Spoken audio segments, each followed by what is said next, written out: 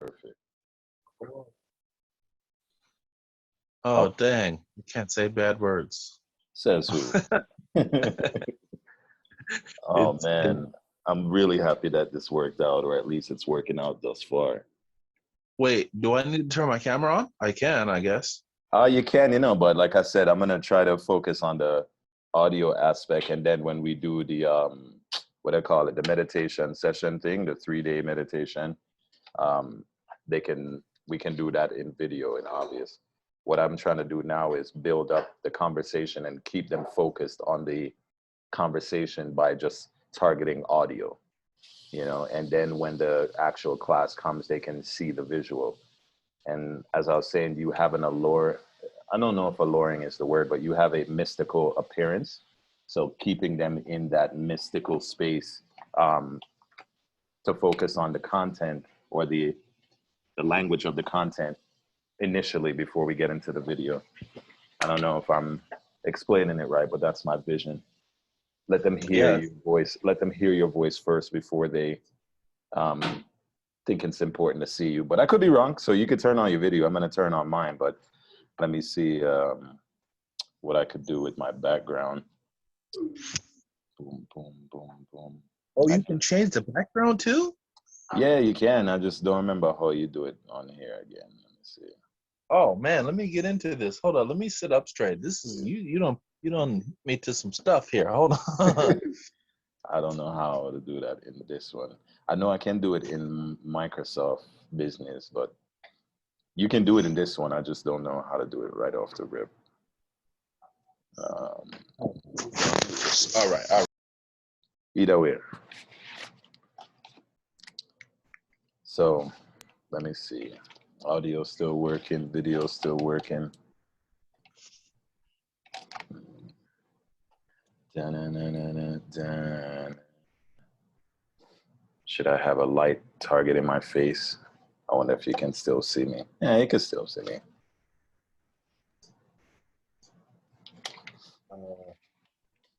I got you.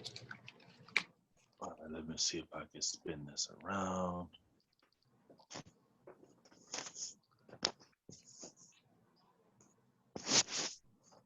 Oh wow, this is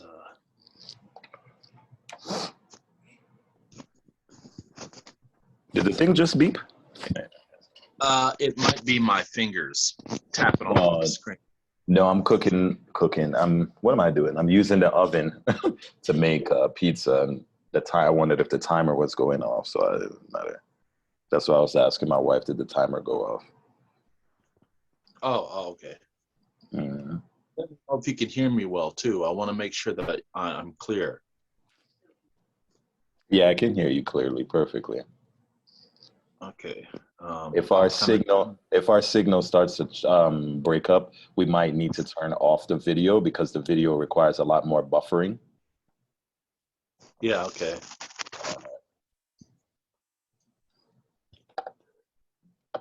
Let's see. Wow, amazing.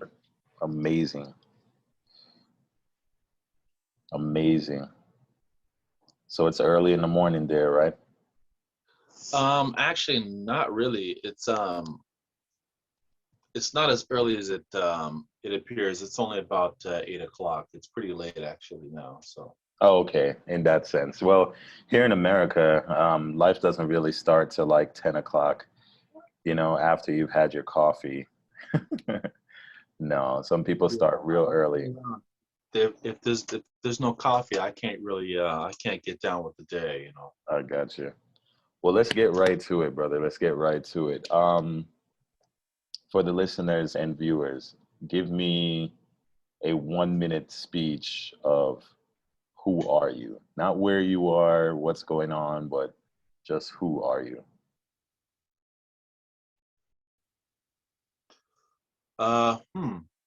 That is that's such a difficult question to ask because at the moment, at the time, at the present being, I'm a Buddhist monk living in a forest temple. Okay. And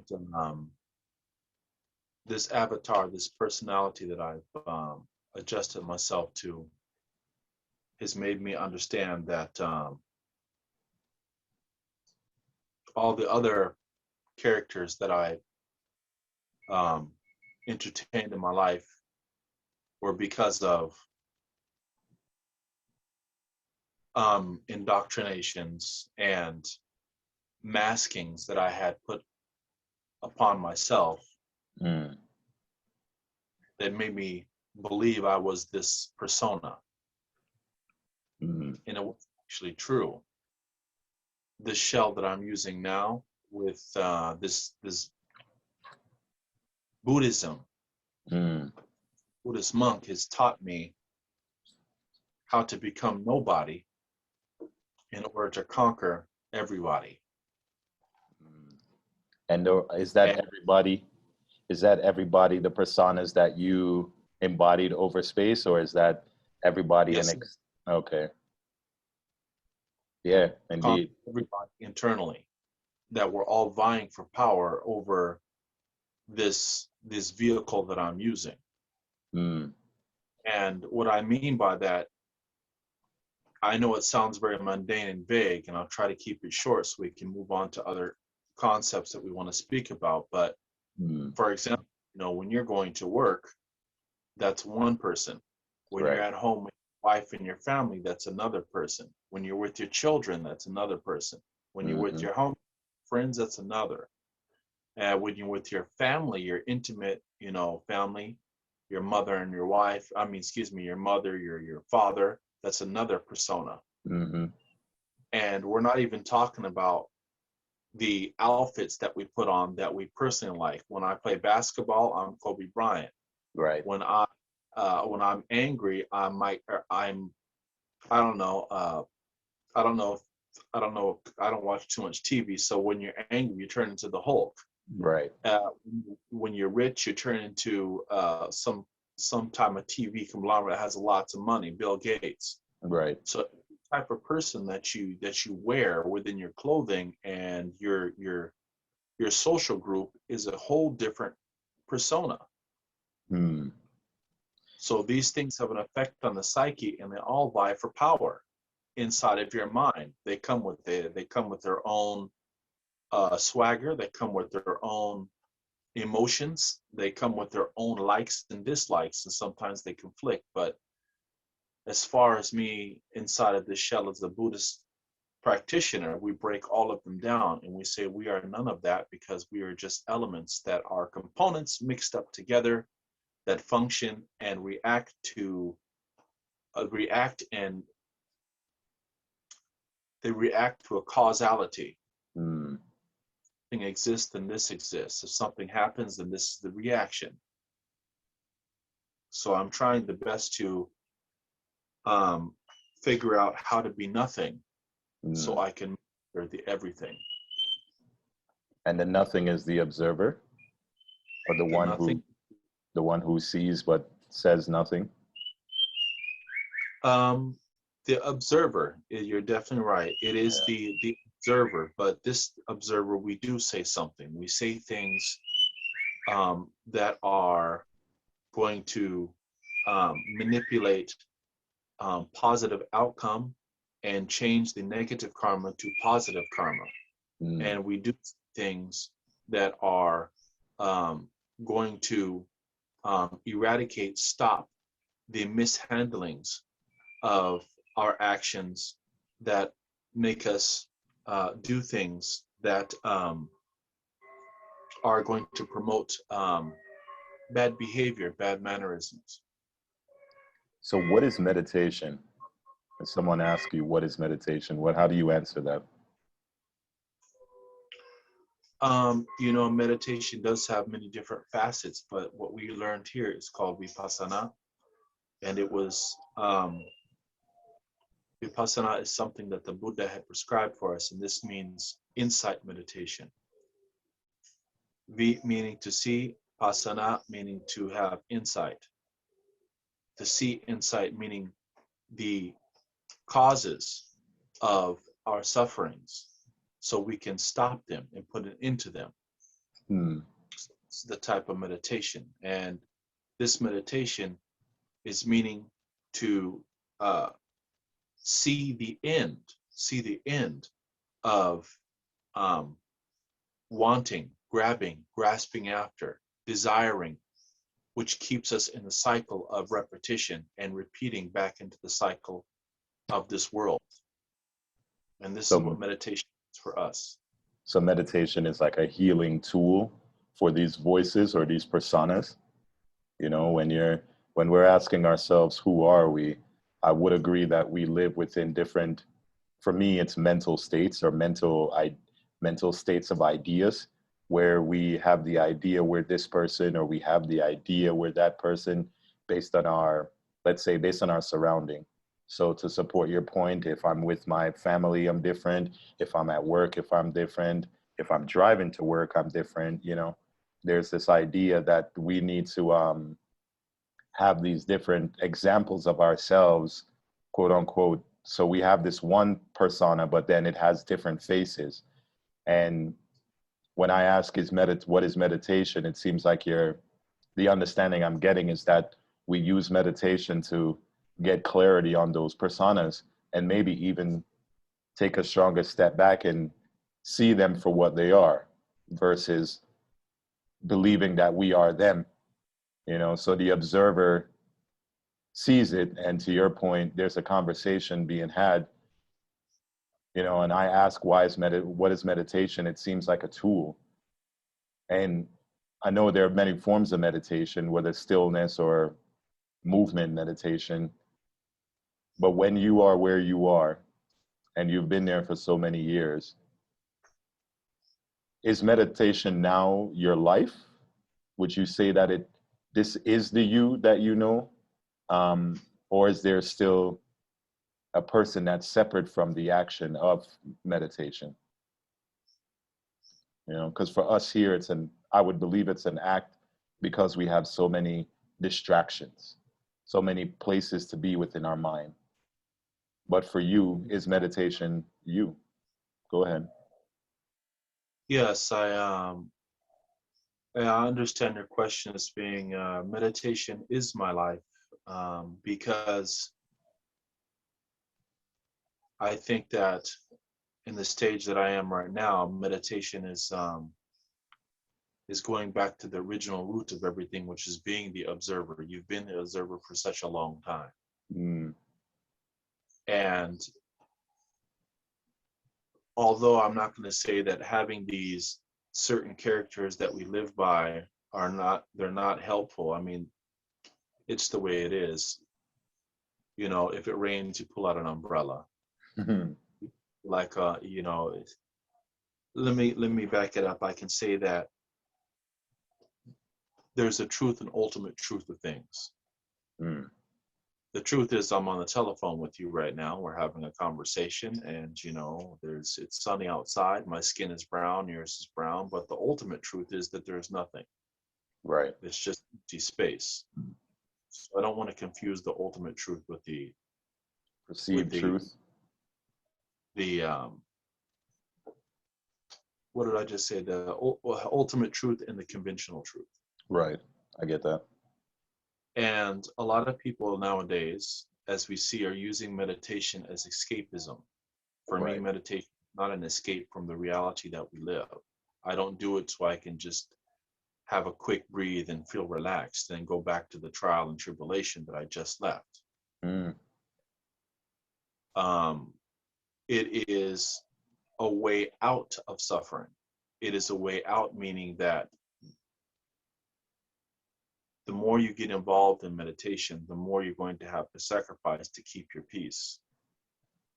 And this sacrifice doesn't mean it's just gonna, it's gonna pain me. It's gonna hurt me. No, it's gonna free you. It's going to liberate you. There's going to be changes that are going to happen in your life, not because it hurts you, it's because it's healing and helping you. You don't see them as a pain or an affliction. You it's see holding on to these past identities and these past concepts as the hook in the mouth or the pain or the suffering. So meditation, for as what I understand it and how I've been taught and how I've been seeing it work through me, is a liberation from the sufferings that we have undertook for such a long time that have been causing us to spin around over and over and over and make the same mistakes and get the same results.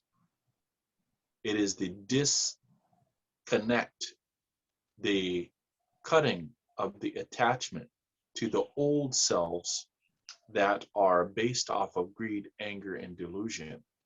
It is the cutting the ties of greed, anger, and delusion that'll have you see and be the observer to find your peace without it having to be connected to external factors, but it's a peace, kind, compassion that is found in the inside that'll blossom you into the persona that you need to be, whether it be a monk or a layperson. It will, just like the lotus, it will Bloom.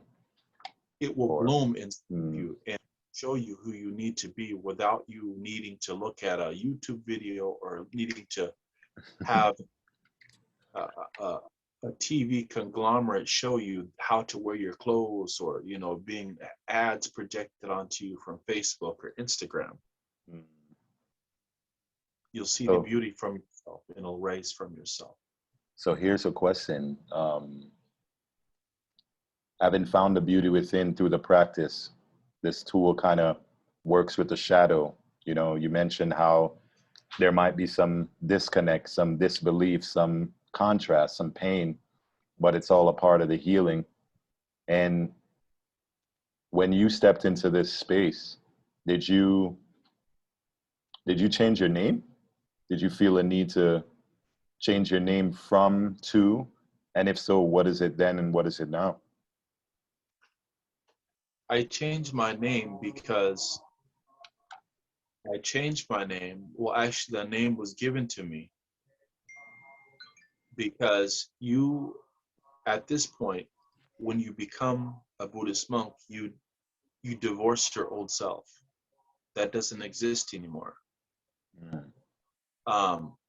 And the divorcing of the self means that you're disconnected from all those things that were attached to the old you to bring about new vessel, a new car, a new vehicle for you to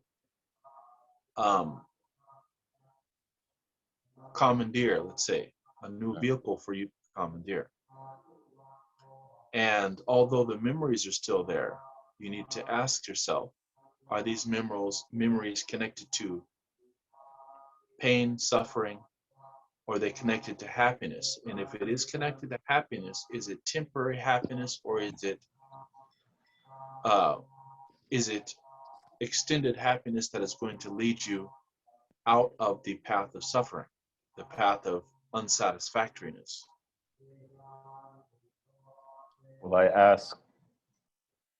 Well, I guess now I'm seeing the importance of the name, and I'm asking, I guess, when we step into, let me backtrack.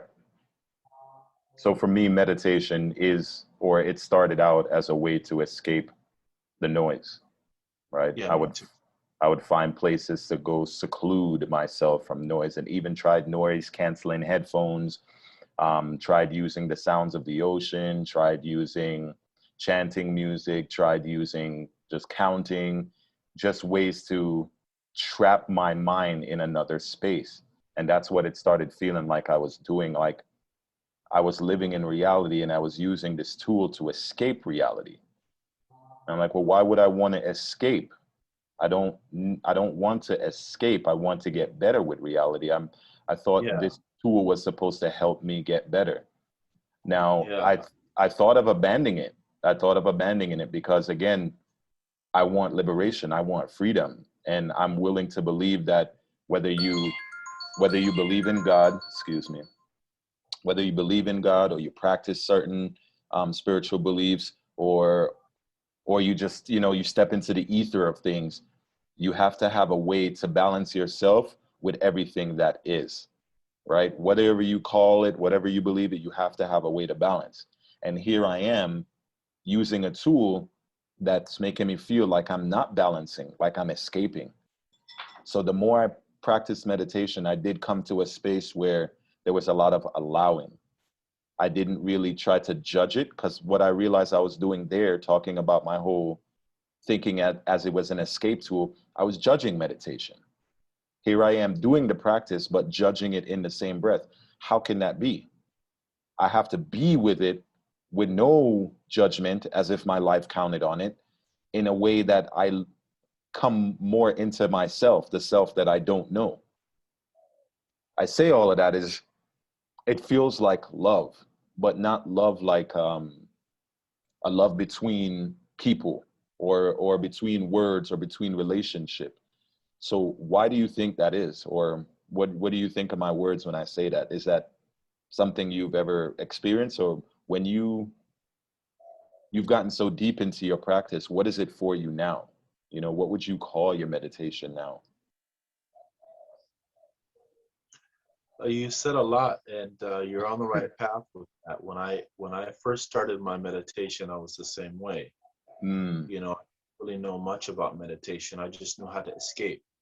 I mm. was a good artist. You basically should have called me Houdini. And when I first started meditation, I would try to go to the forest. I would try to go to. I was in Cambodia at the time, and when I really went hardcore into meditation, I was trying to get away from the sounds, and then sounds of people. Then I was trying to get away from the sounds of the music, and I'd have to go deeper in the forest. And at that time, I was trying to get away from certain sounds of bugs or certain sounds of cars. And I found out the problem was not in the sounds themselves. Mm, The problem was I was going out picking up the sounds. The sounds were just mm. They were there there. or they weren't there. It was just based on your perception or I attention. was out there Mm, looking for sounds to complain about, not just mm. leave it alone to be a sound. A sound doesn't hurt you, it's a sound. Right. It's just, that's just what it is. When I accepted the sound to just be sound and not go chasing after it, I could hear my mind clearer. Mm, I could hear my tranquility clearer. But when I was running away, deepening myself inside the forests and jungles, and saying to myself, well, I came there with the pretext that I came here because it's more peaceful, it's more quiet. I've already set up a type of friction. I come here because it's peaceful, it's mine, this area is supposed to be quiet, quiet only. So I came there with this defense mm. instead of going there and saying, I'm just going to sit down and focus on my breathing.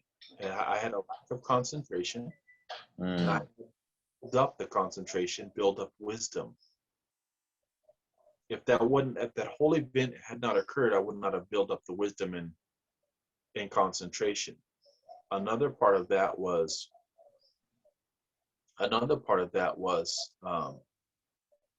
I was still playing harshly with the elements of my own heart and mind, between things being mine and things being yours, and you offended me, this is my space and you don't respect me. So there was a lot of this ego that I was still trying to deal with, mm. this persona that everyone needs to be like me to be holy or devout, and those who are not like me are not. Right. Right. So once that attitude mindset set in, then I realized that meditation um, is devoid of all these wanting, Mm-hmm. desiring, not accepting things for the way they are, Mm, or uh, not accepting things for the way they are, or not uh, wanting things to be the way they are. mm. How did I hope I said that properly. No, I get it. Not wanting things to be the way that they are, or Mhm. accepting things the way that they are not. Right. It's basically the two sides of denial, you know, and that analogy of it being a river in Egypt, whatever you're on either side of the river, denial is a river in Egypt. You're still trying to live in a space that doesn't fully exist. So Yeah. I don't know. I'll say this now. This might cut off in a few minutes because Zoom is weird with its 30-minute mark. So what I'll do is Really? I'll just, yeah, it might. If it does not, then we'll continue. If it does, we'll just restart it. It's it's just a part of it. I believe I still have everything in place, but again, technology is weird. So we have maybe 3 minutes to determine the future of this conversation. Um, Strange. it is what it is. It kind of leads me into my next point. And we've shared a little bit about just life in general and the perspective of meditation. And for me, you've mentioned a lot when it comes to the spiritual space and even the shadow work that's required. You know, the next thing now is if you spend a lot of time practicing the tool of meditation to free yourself from your everyday thought, right? We'll call it that. Now you've reached a certain space of, let's call it enlightenment. What do you do with that? What do you do with your enlightenment? As an example to you, when you reach the space of, all right, there's stronger clarity here now. I've used these tools to help me retrain me to focus. You know, I listen to this or I go here, but now I can meditate from breathing. I can meditate in all spaces. So we might call that enlightened. But what do you do from there? Well, you nurture it, you Mm, sustain, and you help it grow. And when it needs to be fed, you feed it.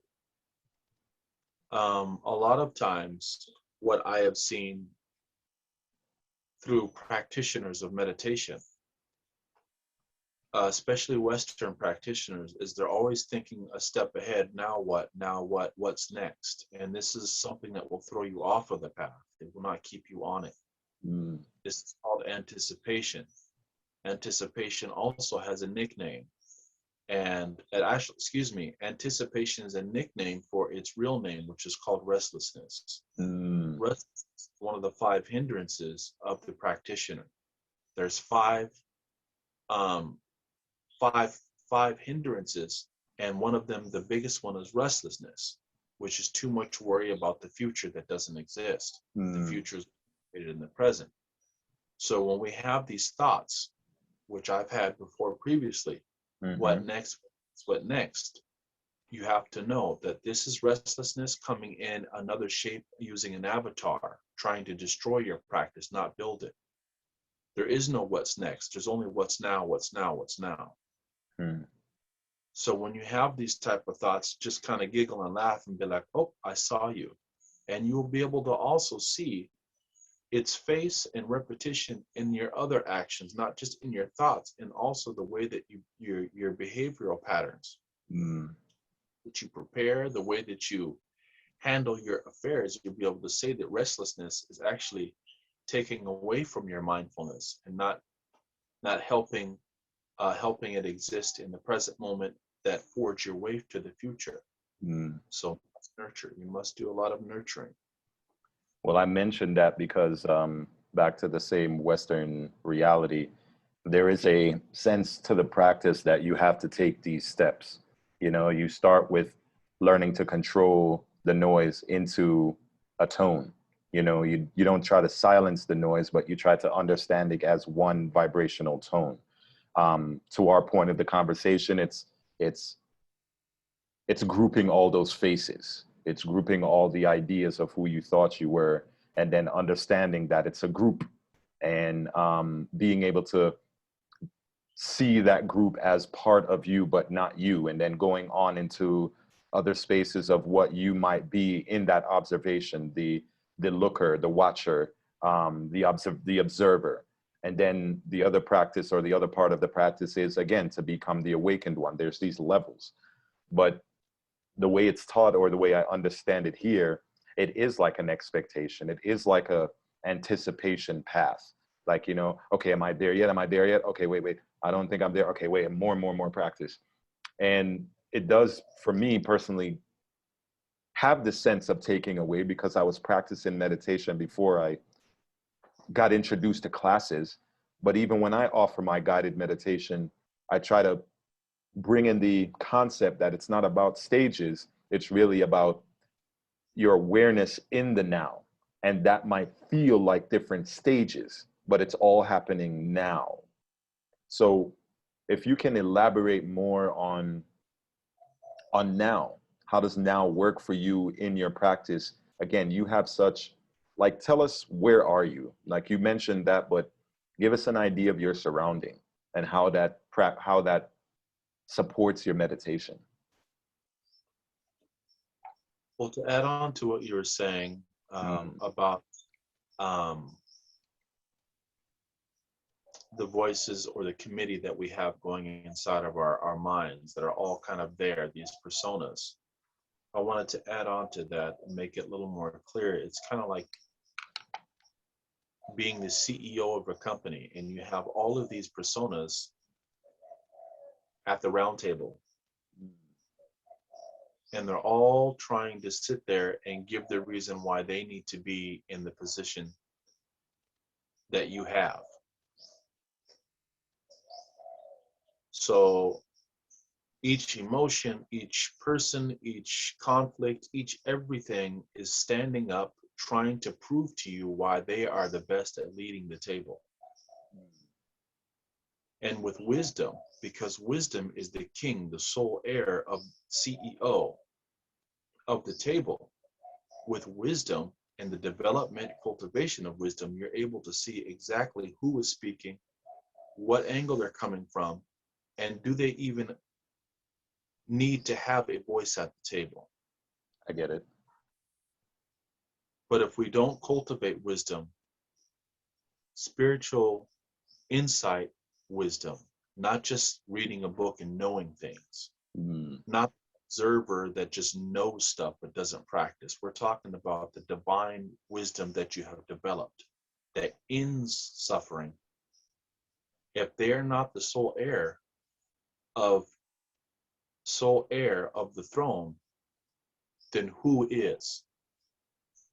Right. Who is in your power and who is directing and maneuvering itself for you to act on its wishes, and where those wishes and desires coming from if they're not built on love, compassion, kindness, and mercy. So you have to establish that the Buddha and his wisdom and the Dhamma, if you don't want to say the Buddha because it's maybe it's controversial, you think the divine force that rules all of creation, let's say that, the divine nature that governs all of creation as your driving force, then you will, then by having that as your steer and your guide, then everything else is subservient to that. Right. So And it seems. Oh, I'm sorry, go ahead. No, I was saying that you may have been stepping into this or where you were going, but what I was saying is that it seems like you now take on different tools or different, we'll use the word tools, but different tools. And let me make sure I'm understanding it. So we are embodying the practice of meditation to get away from these faces that we've created. But are we then not creating another face or another way to look at it because we now have these tools that we're using? Is that not another being? And is that the Buddha? Is that the one that is always in path to practice? You know, like you're always in path to practice. You're not necessarily practicing because then you might be settled in that persona. But to be on the path to practicing is constantly, I don't know what I'm trying to say, but it feels like what I'm hearing is like we're still yet going into another space, another phase. And my question is, how is this more space or this phase more better than the regular phase, the everyday phase? That's a very good question. I'm glad that you asked that. You're right, it is another face. Mm, This is the faceless face. mm, This is the face that ends suffering, while all the other ones are the continuation of it. mm. This is the face that lets you see. It is the faceless face, the observer, the one who observes everyone else, but cannot be observed by the others because they are riddled with um, deep roots inside the material world, deep roots in the world of greed, anger, delusion, wanting, uh, remorse, regret, um, uh, retaliation. Mm. The, the face that is not connected to that and wants to break free from that. So even though it is a new face, or maybe some would say an old face that hasn't been seen in a while, Mm, it is a means to an end. mm, So this face needed to come about for the reason to end all of these faces and to make it the supreme one that we go to for knowledge, we go to for refuge and shelter when things are seemingly becoming too chaotic or hectic in our waking world, our living world. it makes me question the next question in my mind now is so who is meditating? You know, it seems like a formless being, but it perceives all, right? We're still not saying like there's still greater, there's still the greatness of God, but then there's now a stronger awareness of whom, not even you, but whom, right? Because you're still questioning your knowing, but you're fully aware that you're here. But what is here, right? We know of what is here, what it can be, because we've seen the many faces it takes on. But then who is meditating? Whom is this observer? And it's more rhetorical than anything, but what I've learned is that that's who I'd come to question. That becomes the everyday question in meditation as I attempt to allow myself to see who is meditating. And it may not even be as clear as a face, but it's going to be as clear as a knowing of a face, right? Like the intricacy of like a baby knowing its mother's face, you know, like, and to your point, a face that's always been there, but you may have just not been looking at it all this time. So now it's Well, go ahead. in our stance, for that question, it's not so much of who Hmm. is meditating, but more of what is meditation doing. Okay. So there is no more who because there is no who. There's no question as to what. Ah, okay, okay. There's no question to who because there is nobody there. But Uh, we do ask, what is meditation doing? And what are we doing in meditation to facilitate a deeper, clear understanding of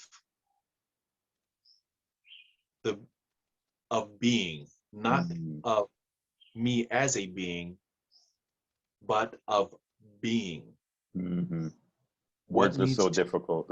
yeah, it's pretty difficult because the words are pretty they're not very strong as far as these Semitic and ancient languages go. You know, No, they I have feel your different meaning. I feel your meaning, and that's why I'm laughing because it yeah, brings so much joy to me to know that we are still so, hopefully I'm saying this right, finite, so still small, so limited in our yeah, ability to perceive, but we know we're connected to so more. It's ridiculous almost. we And are. I guess that's the loving nature of for me anyway of existence, you know, outside of the illies and the difficulties and the not so lovable spaces, the knowing that it's all gravy, it's all good, it all is, I'm all a part of it. It's a, you know, it's, I'm just spreading out. And as much as I can look at the stars and wish upon a star and realize, oh, that's actually probably dead. That's a dead planet or a dead star from light years away, because, you know, scientifically, all that we see in the sky is already gone. So when I'm wishing upon something, I'm already in the future trying to talk to the past. It won't balance. So my now is that I am the star. The death and life of that perception is happening within me every time I blink. You know, it's almost like you can't be the moon by pointing at it, or you can't, you know, something like that. Like there's a connection that's happening that words cannot speak of fully, but we can always pontificate or experience through it. And I think that's the most loving space to be reminded of. I like that word pontificate. I forgot about that word. Oh man, oh man. All right, so give me a brief whoa English, a brief breakdown of like a typical morning for you into a day. You know, what's it like living as the monk, the black monk? I call you the black monk, but That's good. what is a day like for you? Typical day starts. It starts about 2 a.m. Mm, I wake up about 2 a.m. and kind of I wake up slowly, so I wake up and use the restroom, wash my face, brush my teeth. Sometimes I take a bath. If it's not too cold, I'll take a nice bath and have a cup of coffee mm, and prepare my things, meaning my alms bowl, mm-hmm, collect my robe, and by around 3 o'clock, I start chanting for about a half an hour, 45 minutes, half an hour. And then I sit in meditation for about maybe 2 hours, 2.5 hours. mm, If I have enough time, about 2.5 hours. And after that is finished, I go ahead and prepare my clothes properly to go out for begging for alms, which takes about another hour. So we go out to our bowl, and people in the village and towns, they offer food to us as they see us as monks. And they don't actually offer the food to us. It is a way for them to expiate wrongdoing for their ancestors. So they offer food in the name of their ancestors to be forgiven for any past mistakes. I see. You are We the are just cleanser. a cleanser. We are just a Mm-hmm, receipt of the offering. mm-hmm, We give it to the monks. We receive the offering. We give them a prayer and a chant, and we come back and we give the prayer and chant directly to the ancestors for the merit that they have done. mm, And so we eat the food, and after that we clean, go back to our cabins or our small bungalows, and some of us rest, or we have a little downtime, mm-hmm, and then come about maybe like 12 or 1 o'clock, we start to clean the temple and mm, start meditating for about another 2 hours, and freshen up for about another hour downtime, and we start chanting in an evening meditation. mm. This Day isn't in. every Go ahead. this isn't everyone.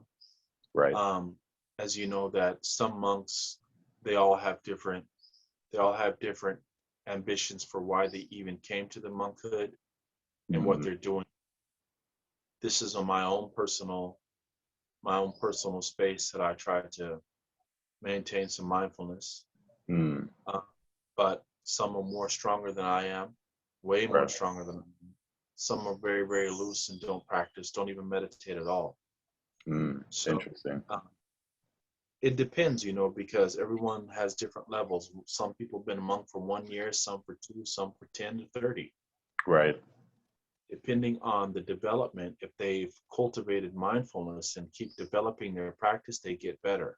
Some become content and stop practicing. They just, they're happy. They get their food. They got their clothes. They have a house. They're like, okay, that's it. I've made it. Mm. And others are just like, well, I'm here for mundane reasons. I'm here because my parents wanted me to, or I have nothing else to do in society, so I'm here. So it kind of depends on the person's motivation for being here. Not every monk that you see meditates, chants, or is a good person. Well, it's what you said in the beginning about the escapism or the way to escape. Like we are still we still use this tool, no matter if it even takes us to Tibet to be monks. We still use the tool to escape, and it is the practice of meditation that teaches us how that is not the way. Okay. Yeah. Okay. Okay. Wow. So Yeah. it's almost like they're in the ocean of truth, but they're still drowning in their disbelief of it. And I don't mean it like drastic as if disbelief because they know they're there, but if you're not practicing it, it's almost like, why are you there? Like I'll give you a good analogy. hmm, What I have learned through my own practice and my experience is that once you get the taste of tranquility and bliss in your practice, you see how beautiful it is. You see how peaceful it makes you. You see how what you've been missing. hmm,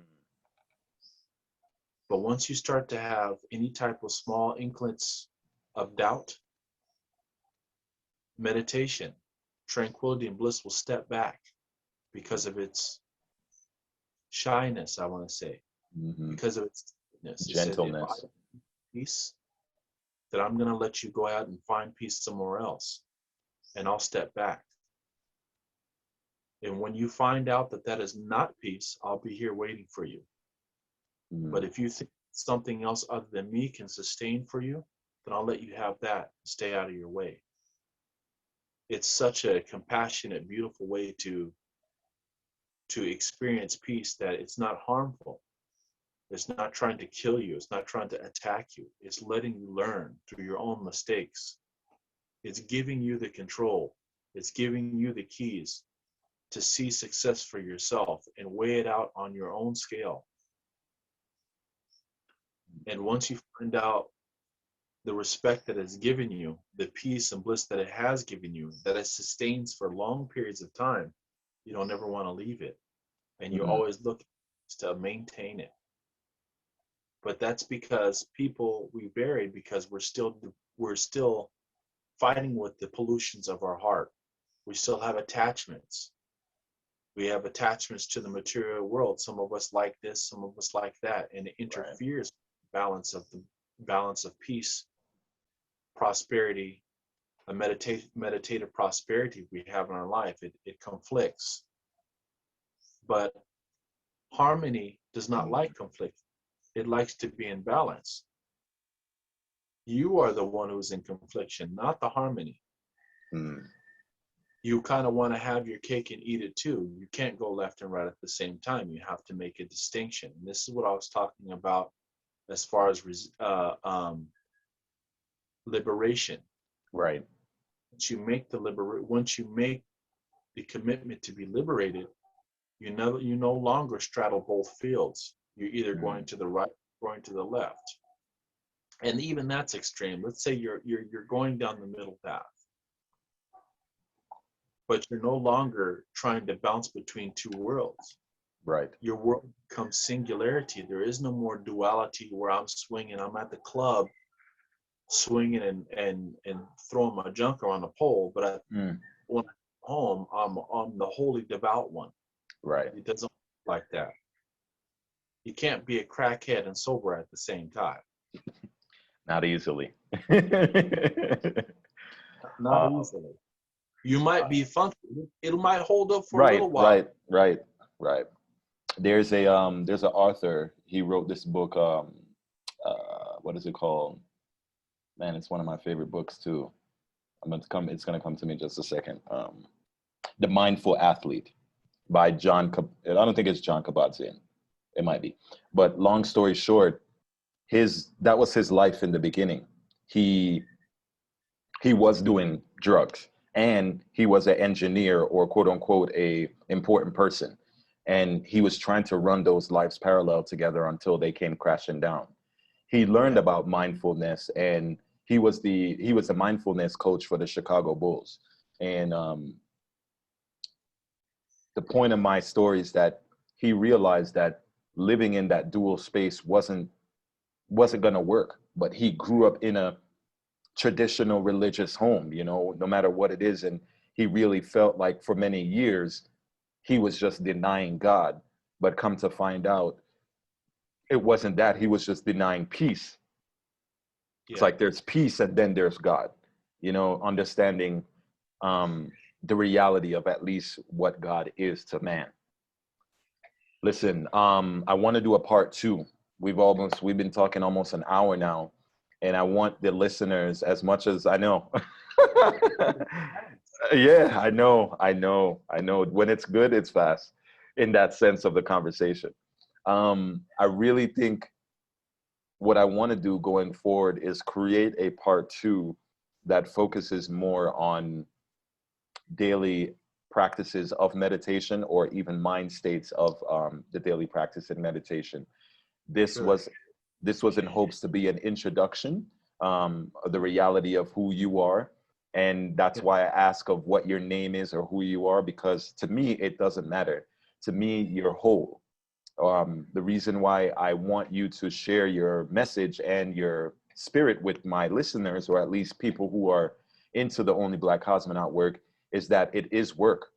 What I do for myself is different for what you do for yourself, but we're all here trying to get better through enlightenment, get better through self betterment, get better through the practice. And I've told you outside of this space that to me, you are who I wanted to be. You know, I wanted to escape. I wanted to go to Tibet, but you did it at 18. You did it at a young age. And you're still in it. And pros or con, I found my space here too in the real world. But we are all still on this journey. And so part two is really to give more thought into how you got here and what does it mean to you now to move forward. So Sure. with the last 5 minutes we have here, is there anything you'd like to at least, I know we're not really talking in anything directly, but just share with us? Yeah, I guess I'll say, thinking about your first initial question, I didn't even tell everybody where I was from. I'm actually really originally from Seattle, Washington, Mm. raised, and Yeah, I that's wanted where. to save all those juices for later. I wanted to keep them like, oh, Oh, wait, where's he from? No, no, no, you could give that, but that's my point. Like, it almost doesn't matter as much as it does, right? Because yeah, I don't know how to explain it, but we'll definitely dive into it. Listen, yeah. I got an interesting story for some of those that are interested to hear an good, interesting story. good. So we'll Thank save that better we will, brother. later. We will. And I want to Uh, thank you. Um, yeah, yeah. let's see. Listen, we got part two coming, so it's not even. This is just part one. It's almost like I want to end it, but I don't want to end it, but I have to end it.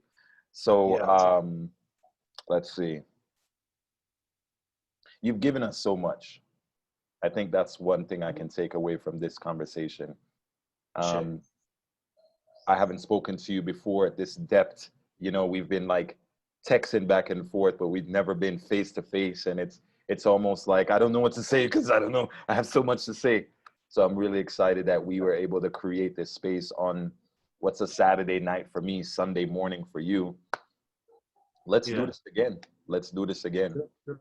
I'm ready whenever. Sure. Perfect. Now that I've Perfect. Zoom, I'm ready whenever. I'm about to go try to add people to this Zoom thing now. Listen, you might need to take my idea or maybe create your own of just randomly sending invite links and see who comes up, who accepts the link. So like the Okay. link, you just Right. start a meeting and then send the link. Or you can start Okay. like you would start a live call on Instagram and then see Uh, who joins. It's not even about waiting anymore. Sure, if you want to build some type of medium and make people help you along the way, but right now it's to show them. So okay. I think that's a good idea for you. I would love to set you up with that opportunity. So let's figure it out all Right. together. Sure. Sure. Okay. Mm. Namaste, brother. Thank you so much. Dude, it's so weird. Bless. I don't want to end Bless. the call. Fuck. All Oh, right, good. no, you can keep going. I got some wind, bro. No, no, it has to end now. It has to end now. We want to create a proper balance with it all. And this was just exciting. This was just super powerful. Um, so, namaste. Love and light. Peace, Uh, love, and light. yeah, to everyone. See you on the next part two. Part two. All right, champ. I don't even know how to do this. Let me see if I'm doing this right.